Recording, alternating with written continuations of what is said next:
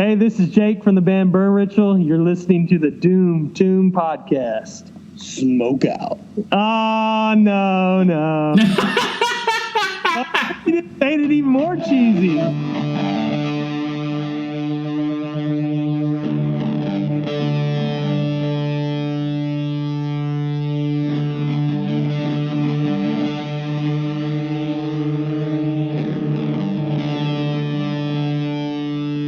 Hello, everyone, and welcome to the Doom Tomb Podcast. My name is Chris. I am your host. I think right now what we would call this is like a bonus episode. This is kind of an off-the-cuff episode. I reached out to these guys just a little bit ago, and they were gracious enough to give me some of their time tonight, and I figured I'd put it up as fast as possible. I know they are getting out on tour. I know that the next episode is supposed to be when the deadbolt breaks. That will be coming up very, very soon. But I really wanted to get this episode out to just let everybody know who these people are.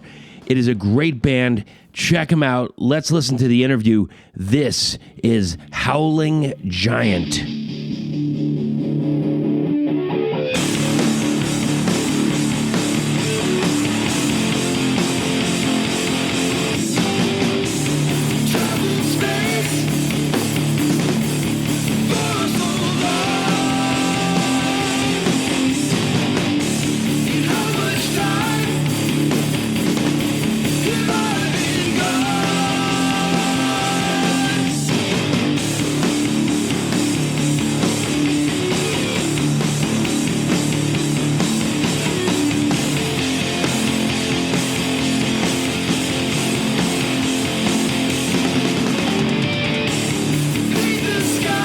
We are with the members of Howling Giant. Gentlemen, how are you today? Doing great, man. How are you? Yeah, thanks for having me. Doing great, man. So, okay, could you please just introduce yourselves? Yeah, I'm Zach. I play drums, and I sometimes sing from behind that drum set. Yeah, and I'm Tom. I play guitar, and I do the lead vocals, I guess. Yeah, I guess you could call me the rhythm vocalist. Yes. You know, that's the rhythm vocalist. Yes, of course. And that's one of the things that I've noticed with your music is that you've got this harmony going, and I just found it fantastic as reading it on social media that you all throw in with the singing. Oh yeah.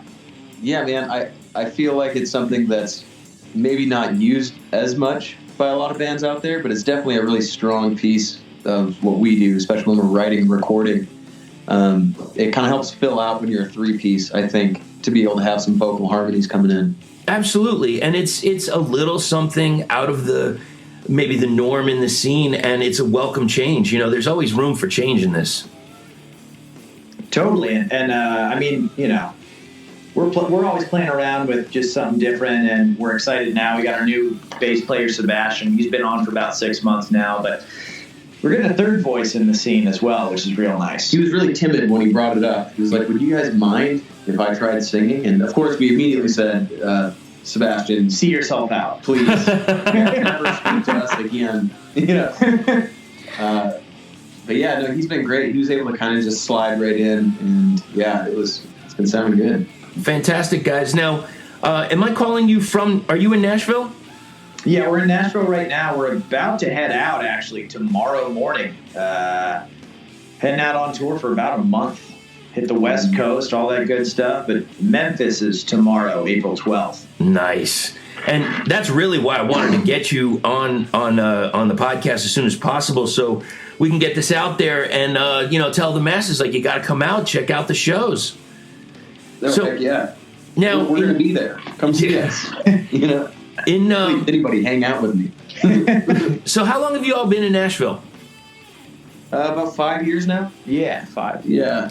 We both moved down from Boston. We were going to school up in Boston, and then had a bunch of songwriter friends moving down. We weren't sure where to go after school, and you look at other music cities like LA or New York, and it was getting pretty crazy, and Nashville was still fresh kind of when we moved here. It's blown up in big time, as it always has. But yeah, for me, I mean, the couple reasons we moved to Nashville, at least for myself, it was definitely more affordable than a place like LA or New York would have been. Absolutely. And I mean, we both moved down here kind of with the intention of starting a music project. And Nashville is kind of located in a nice spot if you're considering touring. Being able to access other cities kind of worth playing at. So Nashville's in a really cool location. Yeah, I mean, years ago you used to talk about it being like, well, you're in Nashville. Okay, what country band are you in? It's not like that anymore. No, I mean, you can get anything you want here. There's a thriving hip-hop scene. You know, a lot of the indie rock out in East Nashville is pretty cool. There used to be a really cool black metal scene, too. Oh yeah. And there's still some of that happening. Yeah, hardcore punk. Really? Anything you want, you can find. But there's always going to be that like commercial pop country thing going on, though. So that's I think what everybody hears about. But it's really not that thick of a crust to kind of break through. Sure. Before you find all the weirdness that exists here, like it would in pretty much any other big city. Yeah. Last time I was there, I went. There was It wasn't in downtown Nashville, but it was almost like in an industrial area. There was a club that was really fantastic. I don't know if it's still there. It was so long ago. I saw Blackstone Cherry, Saliva, and Buck Cherry in this place. I bet, was it the Muse? Oh, it was probably the Muse back in the day. That's a Domino's Pizza now. Yeah. Oh, shit. Are you serious? They still host metal shows. No, that's a lie. They don't. They're just a Domino's Pizza now. Oh, that is awful. That was such a great place to check out music. Yeah, man. I mean, Nashville is just constantly kind of changing these days, but there are still a few good staples that would have been there. Springwater's our home base. If you're looking for the dirty dive bar that hosts metal shows, yes, like Springwater is your spot. And oldest rock bar in Tennessee.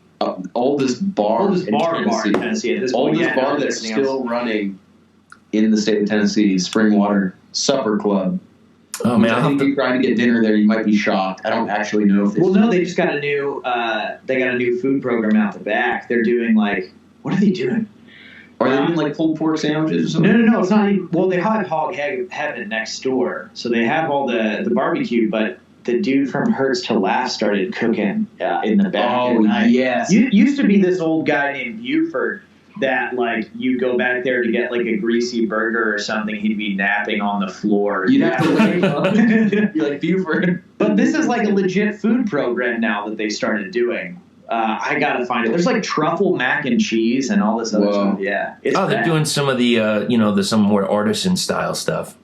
Yeah. We'll see if it holds up. I mean, I always knew Springwater as a place where, like, you shouldn't eat there, even though it's called Springwater Supper Club. Yeah. But it's, that might all change now. But that's why we love it. That's why you love it. Yeah. There's nothing better than a great dive bar, man. Oh, I'll tell you what. Yeah. You can hear the cracking of the PBRs one after the other.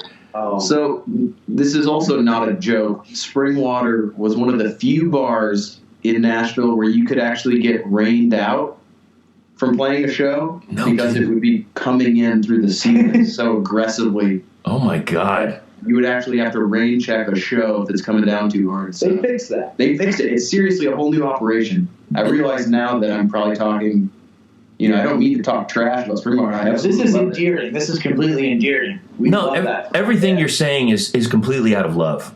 Man, and truly, it is the first bar that I think I came to love in Nashville. And it was actually the first bar that we ever played a show. Yeah.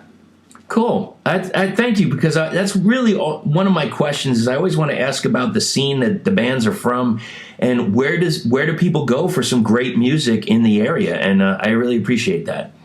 Yeah. So I've got a bunch of questions. I'm just going to run through some stuff and ask you. Now, you did a re-release of your EP recently. Yeah. We Blues Funeral, Jad put it all together, and we got in touch with Dave Shirk, Danger Dave, who mastered Mastodon's Remission, some pentagram stuff as well, and he remastered for vinyl. Darren Marinup did some beautiful reimagining of our artwork, while the original artwork is still on the inner sleeve. Tom's mom actually did all of that artwork, which is very rad. So we wanted to preserve a little bit of that. But yeah, that's kind of the reason we're hitting the road right now is we're supporting this vinyl release. This is the first time our music has been on vinyl. Right. Is the person you're talking about, the artwork, is that Sue? That Sue is my mom, and she did the original artwork. Yeah. She also did all the art for Black Hole Space Wizard Part 1 and Part 2. Yeah, I saw that. I was going to say, do you have an exclusivity to Sue Davies? Yeah, seriously. Yeah, nobody else called her. She is Howling Giant's artist. Yeah. And let me tell you, man, the release that you guys have, I've been getting more and more over the past year into vinyl, and the vinyl release looks just so gorgeous. It looks so beautiful.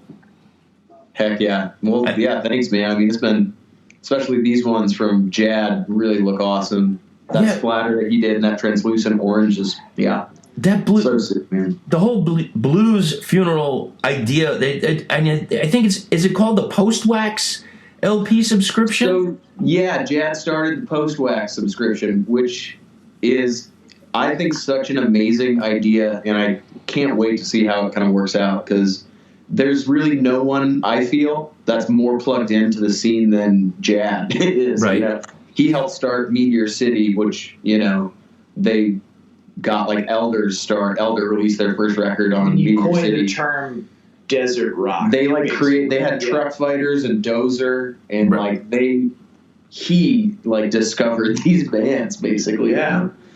So when he says here's all this music that you should be listening to, right?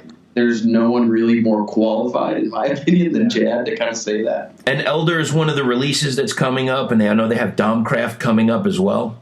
Mm-hmm. Big Scenic Nowhere with 1,000 guest vocalists. I saw Tony from why am I blanking on his name on the band right now? Tony Reed is guest vocalist on that one. Singers from The Well. It's crazy. Nice. And the one part, I know it sounds silly, but the one thing that kills me is the advertisements that he has. He actually has a talking coffin. Oh yeah, Kasky. So I've already considered getting a tattoo of Kasky on my body. I kind of want to wait to see how the label and how Post Wax does. And, Sure. But yeah, Kasky is, I think, genius. I'll throw it out to them right now. I think that they should be doing patches. Oh, for sure. Kasky reminds me of, I don't know if you watched Metalocalypse, but what was it? Skull Bones? What was his name? I know who you're talking about. I'm blanking on it, though. Oh, my God. Yeah, that little mascot that Deathclaw created for themselves. That is Kasky. Yeah. Just in real life. Yeah. Well, hopefully, maybe sometime, if you got a little downtime on tour, maybe a new tattoo is in the works.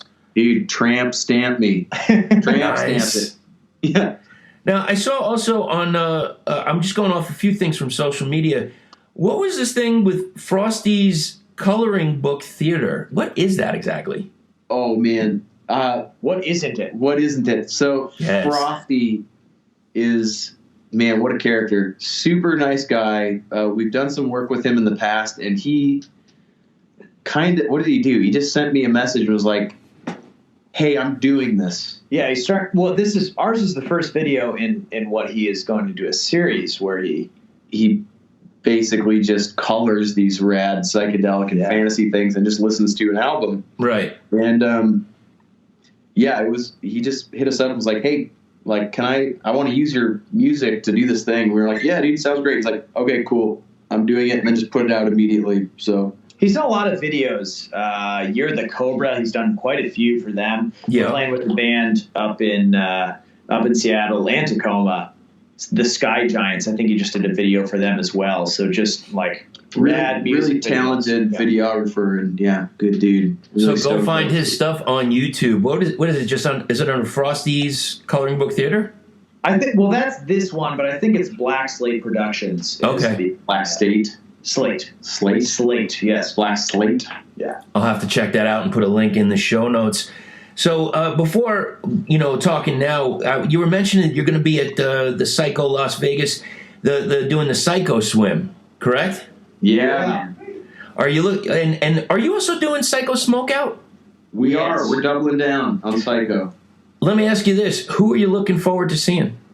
Oh my goodness. Well, they just announced the grand headliners of Las Vegas: I know.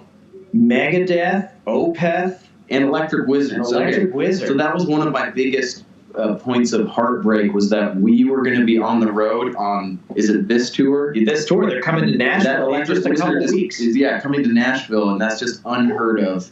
Exactly. And I was so heartbroken to think that I was going to miss them. So to see them on the Psycho headline, I mean, for me, that's just making my night. And for me, Opeth is like, I mean, just I've never seen massive, them live, epic. I just would love to so much. But then Yob is doing Yob just got added to Smokehouse. the Smokehouse. Yeah. So we're about to go just watch Yob and Elder the rest of the night. I think that sounds pretty rad. That is going to be a killer night. Yeah. Man, yeah, it's so hard to just pick what's one band you're most excited to see. Dude, but Pool Party, we got ASG coming. One of my favorites. Yeah, they're amazing. Yeah. Love their stuff. Let me ask you this. So, are either of you collectors of vinyl? Yeah. I Okay. think both of us are. Yeah. I don't know if you have seen this yet, and if you haven't, I think you should. I put a post on social media about it because I know it's so important. Psycho Smokeout. There is a band that's going to be there named GOYA. Are you familiar with? We know them. We're way ahead of you here. I saw this release. You know the release, right? Oh my Certainly. God. Well, so here's the funny thing: is we have we talked to that same little label Groove Family Sure. about they're doing a little 7-inch for us a little later in the year. The lathe cut. The lathe cut, yeah, and. Yes. Timelines got pushed back a little bit. I was like, well, "What's taking so long?" And then I saw the GOYA release, and I was like, "Oh, this is actually Let's rad." talk about the ingenuity and the invention. Elevating. So that's a Nashville guy too. Oh, really? By the way, we haven't even said what it was that he invented yet. No. Should we, or should we just save it for Psycho Smokeout? One, honestly, too. I mean, just to go to Groove Family Records profile and watch it for yourself. Like, I can't truly describe it. So let's do the plugs. Let's do the plugins. Follow Groove Family. Yes. Follow GOYA. Follow GOYA. And follow Psycho Smokeout. And you can figure out what we're talking about on there. Yeah. And if you aren't at Psycho Smokeout, you will not get one. Oh, is that exclusive? Yeah, I was talking to Jeff recently, and he says it is going to be there, and it is going to be a limit to one per person. So, because I said I'll just the rest. I said I'll get some. Maybe I'll get somebody to buy one for me. He's like, yeah. Good luck, because that means they won't get one. Oh man. So What's it worth to you? So everybody everybody that's listening right now, you got to head over to those sites and check it out and see what it is. I think I'm going to kind of keep it a secret. I'll put a link in the show notes, but I'm not really going to talk about it. I like that. Yeah. So classic move. Thank you, sir. Yeah. Can you tell me, what was the Howling Giant challenge? Again, just an accidental thing that we started. We really stumbled into it. So Jad talked to us and said, hey, like, you guys have the vinyl. Would you mind taking a couple glamour shots of course he meant of the vinyl. Right. To be able to post once we do the release. And we just interpreted that, I think, a little differently, which involved some amount of tasteful nudity. Yes. And posing with the Howling Giant self-titled EP. Very nice. So we post this picture of Zach lounging on the couch, I think, and for some reason it got a very real response from mostly gentlemen, I think, all over. Yeah, it's a little unfortunate, but, you take what you can get, I guess. Honestly, I treasure every picture that is sent to us with the Howling Giant Challenge hashtag. So, well, John from Jake the Hawk sent something, and I'm curious, like, where did those bones come from? Oh man, so we stayed with them last time we were in Pittsburgh, and I'm trying to remember the story. His whole apartment was sick, just weirdly occult, and like he had all these bones and weird sculptures and shit. Man, I'm trying to remember where he said he got those from. But it's amazing. You walk into his room and it's just like you're in this awesome, kind of creepy, occult chamber. Yeah, this macabre dungeon of sorts. It's nice, but it fits, you know. He's just such a sweet man. Everything's tied together. It's, you know, the perfect mix of like occult and just hilarious, you know. That's really John Huxley in general. But you know what? I'm gonna do a nomination for sexiest pose, and I'm gonna go with Bucky Brown. Man, Bucky, hands down. Let's talk about a man in his prime. Oh yeah. The show. He got both variants and the test pressing. He got every single version that we released. Nice. Well, man, Bucky's the best. Yeah. You know what? Here's the thing. Vinyl is so hot, and we know this. And Bucky, outstandingly handsome gentleman. Do you think that in the future maybe he'll be like the next like famous Farrah Fawcett poster or something like that? Do you think that's in his future? I mean, it's inevitable, really. Well, I'm considering getting a print for my bedroom. Well, you're going to be right after me, but that's okay. That's fine. So you guys are also just recently at Stoner Jam in Texas, correct? Yeah. Was that your first time going to Whataburger? Yeah. So it was my second time going to Whataburger. For me, first time at Whataburger. But yeah. Last time I went was years ago, and it was... Are you fans? Oh, certainly. I mean, I would say, yeah. Are some people not fans? I guess I'm not aware You know, of that. It's an ongoing controversy, especially we're based out of Arizona, and, you know, actually, quite honestly, almost everybody will say In-N-Out tops Whataburger. Could I say something? Absolutely, sir. I would say me, Zach Wheeler, drummer of Howling Giant. Yes. Very similar. No one is better. They're both very good. But that was pretty lukewarm. So you sound like you were ready to really... Well, I'm just saying, to a lot of people, that's very offensive. Yeah, I understand. I would say that some In-N-Out fans are rather militant about their just loving of... But in Whataburger. If you don't love... So, and yeah, that's Texans, I think. Specifically, Texans are going to support Whataburger. Right. As someone who just is removed entirely from regions that have either of those. Well, here's the problem. You know, In-N-Out, fresh, hot, delicious. That's a given. But the problem is Whataburger really comes through in the sauces. Like if you haven't had a jalapeno ranch.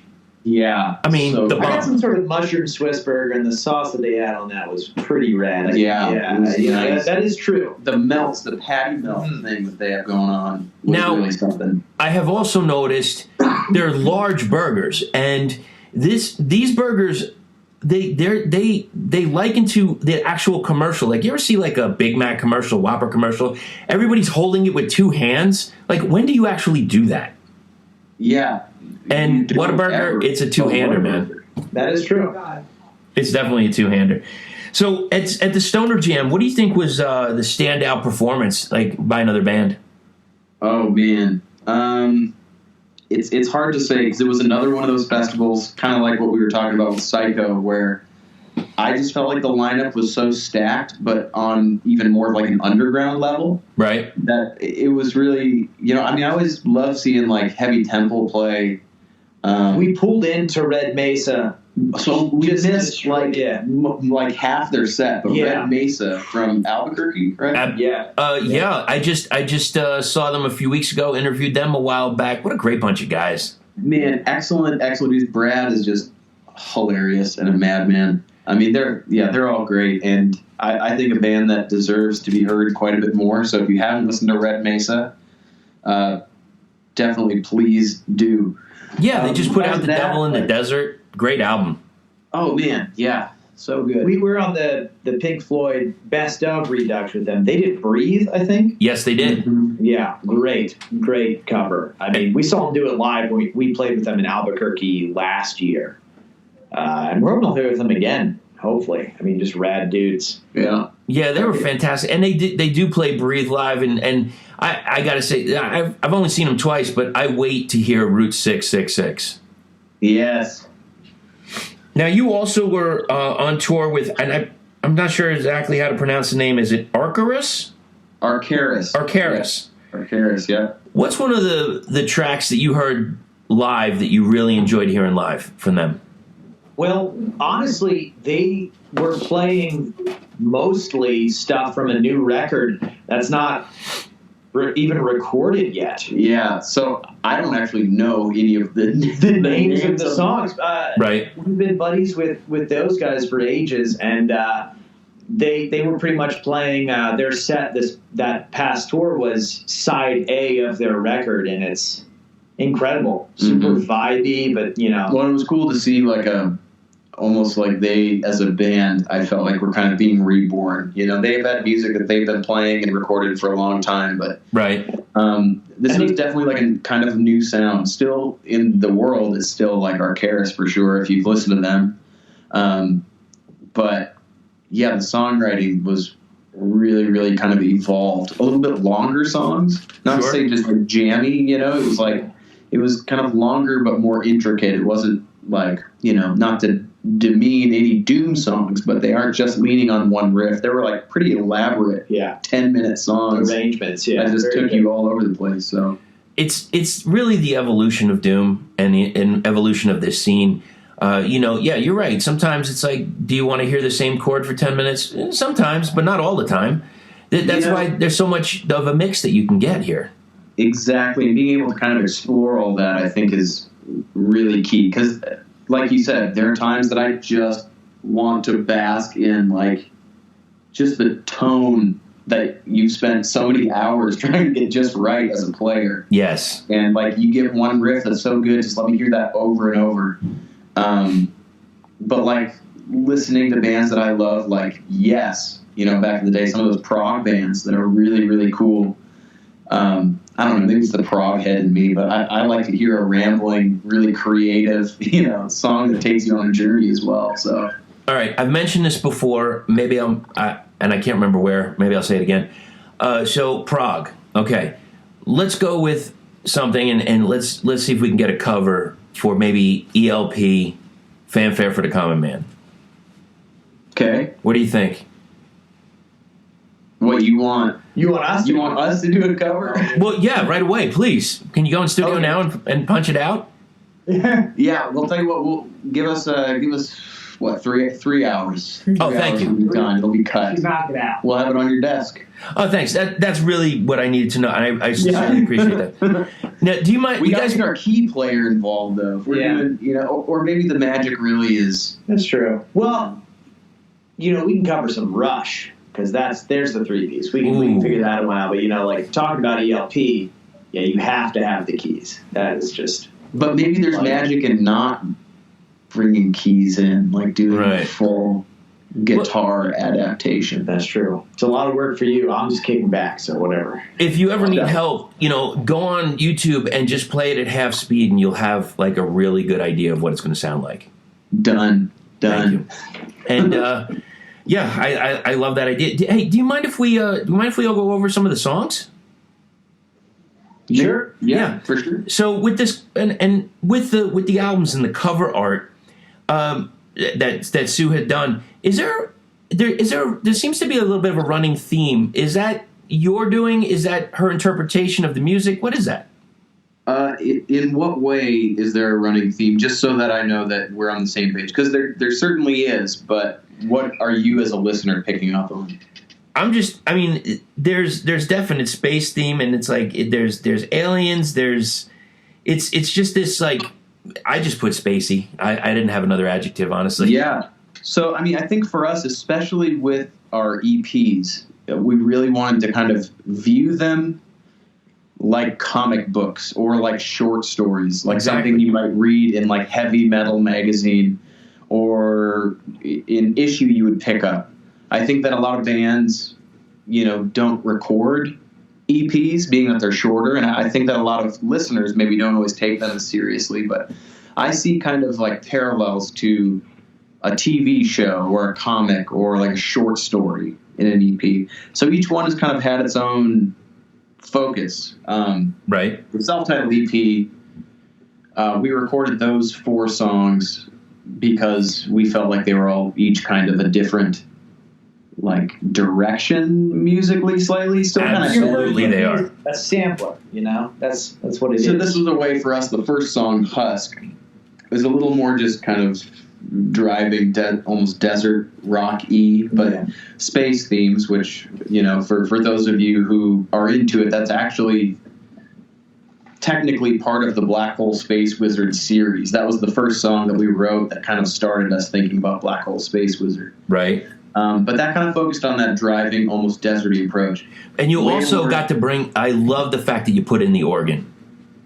Oh, for sure. Yeah, I mean, that's a friend of ours, Drew, that we went to college with. And, I mean, when we started this project, I mean, we had the three of us down here, so we were like three-piece, but let's go like the kind of classic rock, creepy, funeral-y organ at times, what I mean? And it was just so much fun, and it just kind of made sense. So, I mean... And then you go into... Drew all the time. You go into Whale Lord, which has this... I really like the going back and forth on the vocal, and it's so much more fuzzy to me than the first track. The call and response was key, and that one, I think we just kind of accidentally fell into that just because we weren't really almost sure what to do lyrically. Like, we had those kind of simple lyrics that embodied the song. We were like, man, well, like, call and response. And then through that, we actually started to kind of reflect like different sides of the same character, just in like almost the tone of the voice. There are slight changes in lines lyrically, right, that are kind of representing his own like inner dialogue or his own like madness that's kind of coming through. And then you have Doug, which is I would say on the EP it's like the fastest track. Oh, for sure. Yeah. So and Doug is a fast and loose gentleman. He's a fast and loose gentleman, or at least he perceives himself. Well, that's true. He's desperately lonely. We all. But yeah, Doug was, I don't know, we wanted to do something that felt kind of punk and garage band. Right.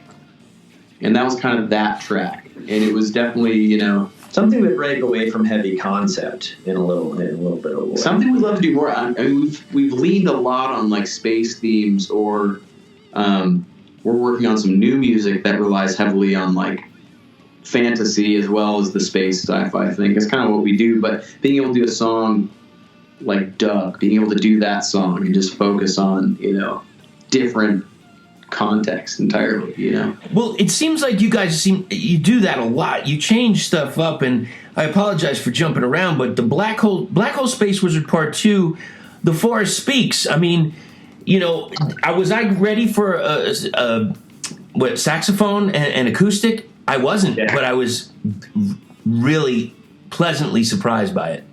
Nate, so I think that's always been a concern with us, is are we too ADD at times? But I think as a listener, as someone who likes to listen to things by the whole album, right, it feels nice to me to hear like the change, to hear the drastic change. And it's nice to have a break.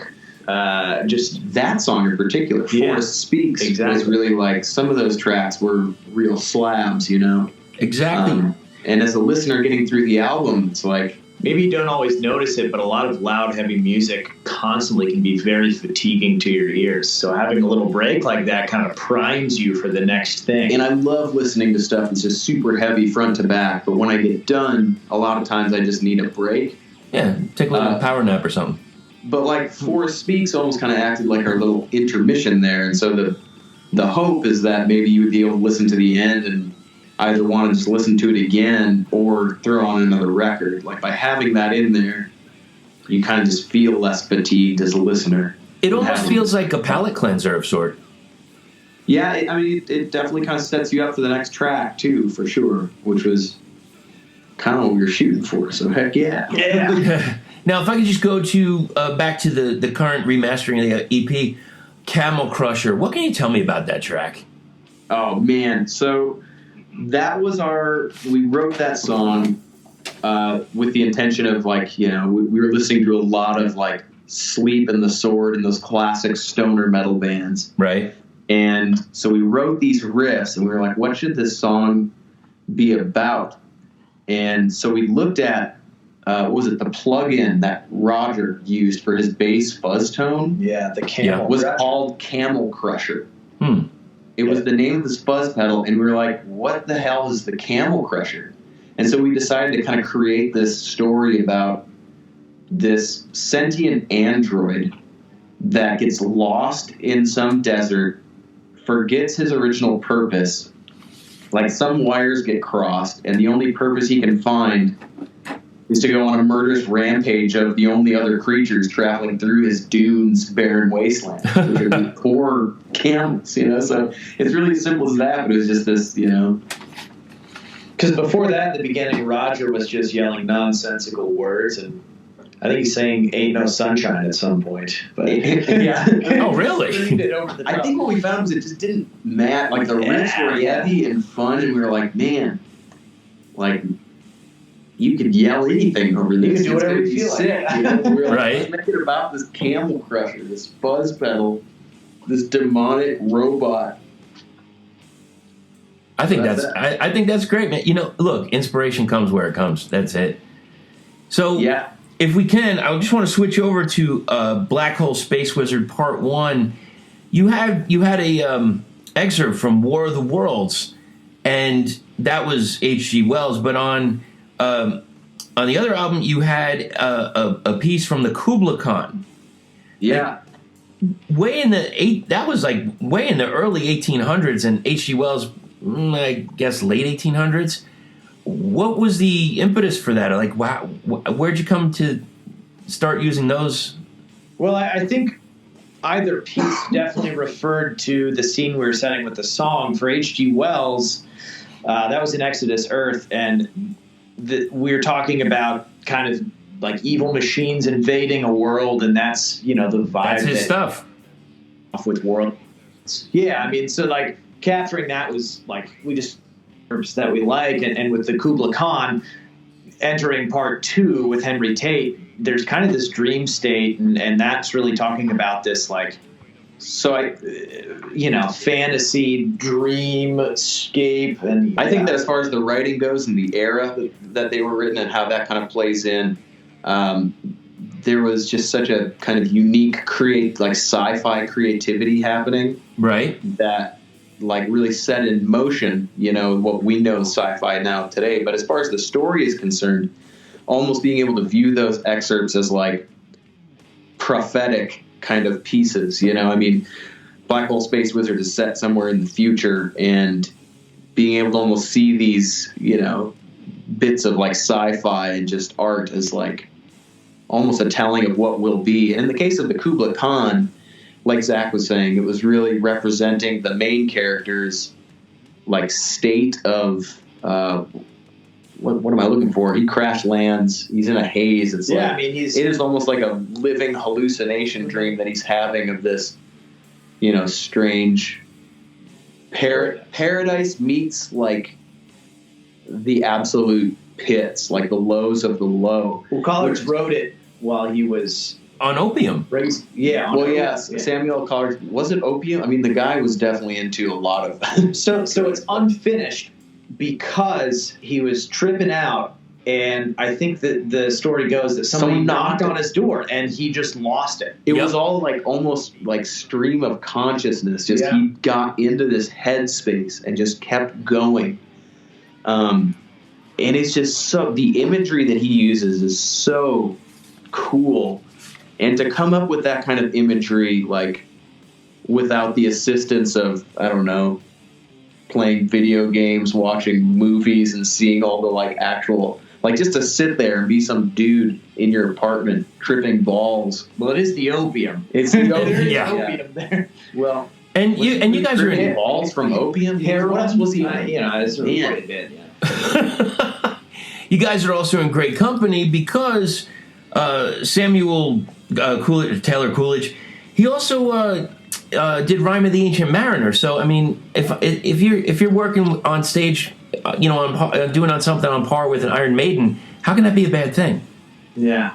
Favorite Iron Maiden song for me, by the way, Rhyme of the Ancient Mariner. Oh, yeah. I mean, it's genius. And it's funny you say, because I would say one of my, Number of the Beast, Peace of Mind and Power Slave. You know, Peace of Mind. I got a soft spot in my heart for that whole album. And there was a song on there. It was one of their shorter songs, and it was kind of like what you were doing. You know, but in a different way with the Forest Speaks. It's like they had all these really different long songs, and then they did this song called Sun and Steel that was such a short track, and it was almost like a little something to throw off, so it's like we're not just this, we're also this. Yeah. You know what I mean? So, all right, so yeah, thanks guys. I really appreciate that. I just had a few questions about the music. Now, I know there's a lot of sci-fi themes in your content. Are you sci-fi fans outside of it? Like, you watch sci-fi films, or? I mean, I would say that I guess we do, but if like a fan were to come up and they were some like sci-fi buff, like I'm probably not going to know everything you're talking about there. It just, for me, kind of makes sense to write music in that vein, Sure.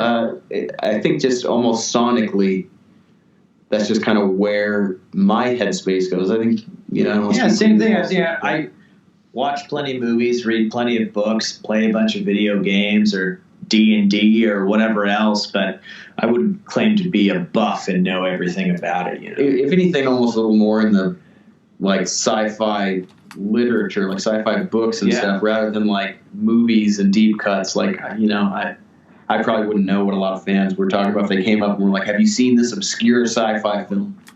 You're like, no, sorry to let you down. I probably haven't. Sorry. But now, I think especially musically as well, it's just like writing in the sounds that we do. It feels easy to put ourselves in the character of someone who is either lost in space or like trapped on Earth or a planet. And that's kind of the sound that makes sense to me the most. And it totally comes across. Now, you said, do you actually play D&D? Oh, man. So we used to play a ton. Lately, I haven't really had a lot of time. Yeah, we've been working on this album here, but when we're done, I'm looking to dive back in. Well, and that's how we started the band, actually. Before we were Howling Giant, before we were that, we were called Skulldozer.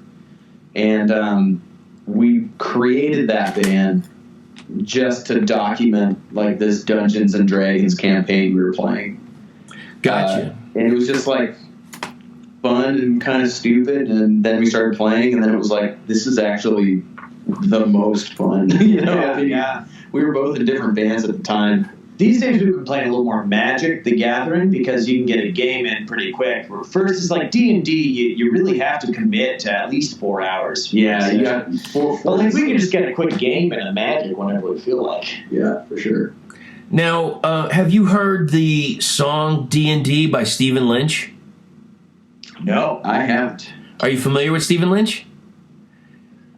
No, I'm not. He kind of he's I would say comedian, but like a singing comedian. I'll have to send you a YouTube clip of D&D. I think you really will like it. Man, I'd love to check it out. Seriously, anything Dungeons and Dragons related, yeah, throw it my way. Now, you guys are heading out on tour. Are there any places that you're going to be heading that you have not been to yet? So many. Well, I mean, West Coast in general, we haven't really done anything except for our last adventure out to Vegas, but we've never actually even really hit like the coast. So we kind of just went to Vegas and back. So on our way to out towards California, we've been to a few of these places before. Right. The best was spots in the Southwest. Right? Yeah, exactly. But we haven't made all the way out to like San Diego. We haven't been to LA. We haven't gone up to like Seattle or Portland or anywhere. And coming back through Denver and like even places just Midwest. Right. Lawrence, It's kind of terrifying when you go to these places for the first time ever, just to be like, is anyone going to come to see us? Are we in the right city? Is this where I'm supposed to be? But it's also really exciting, I feel like, to go to a city for the first time. And that's really what this tour is. Absolutely. And it sounds like you're hitting all the hot towns, except for, what is it called? Oh, yeah. Phoenix, Tempe, Mesa. Like, anytime soon, brothers. Anytime you want to come by. Heard. Just a hint. Coming back out to Psycho Las Vegas, the fact that we haven't hit it means hopefully that we can on the way out to that. This is not a promise. This is not a promise. This is a very loose, situation. Well, just saying, if you need some places, hit me up. I'll give you some ideas of places to let everyone know, let the masses know about this fantastic music. Man, that would be awesome. Yeah. I'm sure we'd love to. So hopefully on our way out to Vegas, we'll just make it happen. All right, guys. Thank you so much for your time. Now, can you please let everybody know, how can everybody reach you on social media? You can find us on all the appropriate social medias. We got Instagram, just Instagram.com/Howling Giant, Facebook.com/Howling Giant. The record's available on our Bandcamp page, howlinggiant.bandcamp.com. You can also get digital downloads of some of the previous EPs on there for free or pay what you want. Also, I would like to jump in really quickly. Yes, Any of the merch that we send out via Bandcamp, we try to include a letter to each fan. Nice. We've never had a fan write us a letter back, but I think we have a return address on there. Yeah, we certainly do. So if fans ever and oftentimes we will ask questions. I mean, people have gotten back to us on social media. So right. we'll write people an have answer. Yeah. I'll be like, what's your favorite kind of soup? I'm looking for a letter back. Yeah, but you could tell me on social medias, but you could also just mail us directly. Yeah. You're a man. You're a man that is a fan of old school correspondence. I mean, a little postage, goes a long way. I think it does, and you know what? Honestly, guys, I gotta say, I think that is a great touch, and it personalizes you, and I think that's a fantastic thing that you're doing.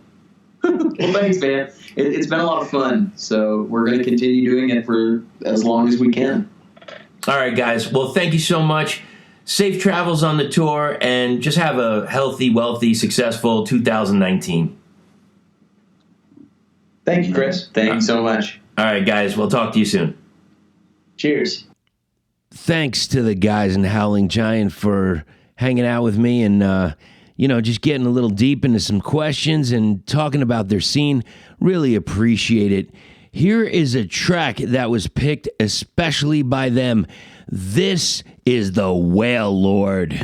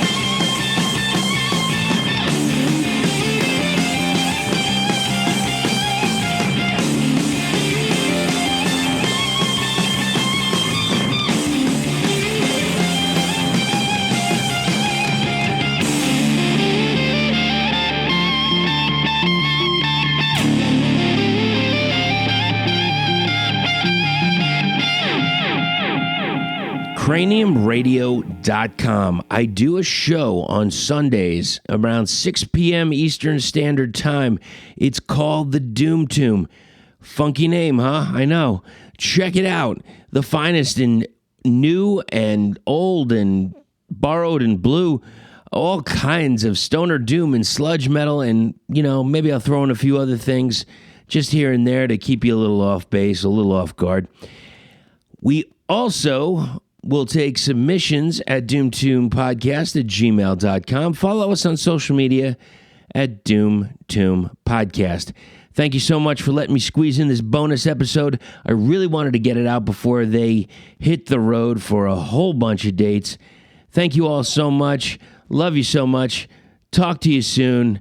Till next time, the meantime, the in-between time, enjoy yourselves. Keep going to the shows. Buy that band merch every once in a while. And don't forget to stay heavy. I'm out. Harmonica.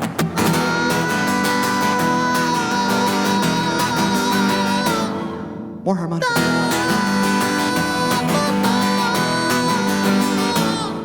I got my 12-sided die, and I'm ready to roll with the wizard and my goblin crew. My friends are coming over to my mom's basement, bringing Funyuns and the Mountain Dew. I got a big broadsword made out of cardboard, and that stereo's a pumping Zeppelin. It's that time of the night, we turn on the black light, let the Dungeons and the Dragons begin. It's D&D, fighting with the legends of yore. It's D&D. Never kissed a lady before. Nope, I said it. Come on, gonna bring the thunder? Bring the fucking thunder. Come on, bring the thunder. Come on, let's go. Oh, that's nice. Why don't you bring some thunder, motherfucker? Bring some thunder. Now the Lord of the Rings, the dark crystal of things. We use these as a reference tool. And when we put on our cloaks and tell warlock jokes, we're the coolest kids at the school. No, we're not. I know.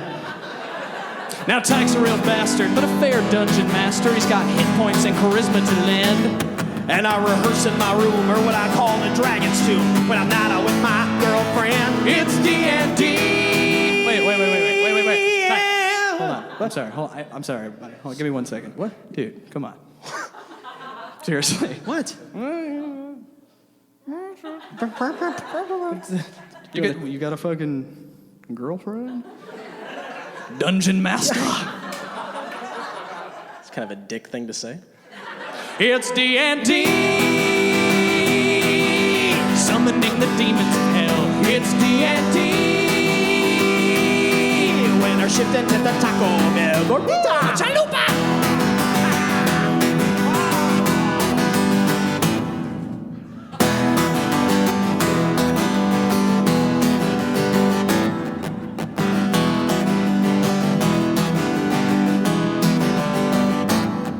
Well, my medieval brother, there's room here for another. Would you care to take a roll of the die?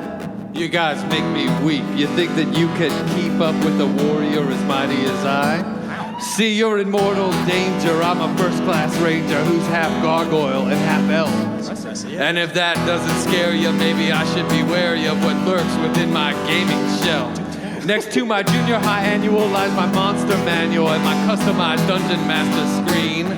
I've got treasures and traps on my graph paper maps next to my 3-inch solid pewter figurines. So if you think you got the balls, bring on your Dungeon Master calls. I'll be protected by my robe of destruction. And I will leave you both in tears, because I'm the Dungeon Master here, and you too are in need of some instruction. It's D&D, warriors who terrify. It's D&D.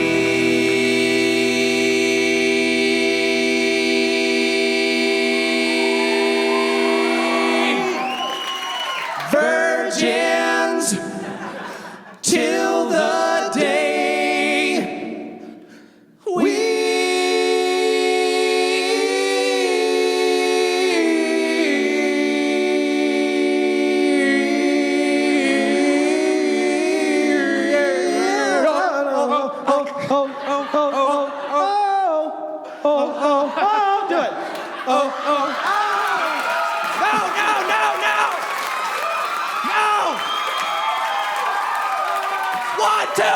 you down.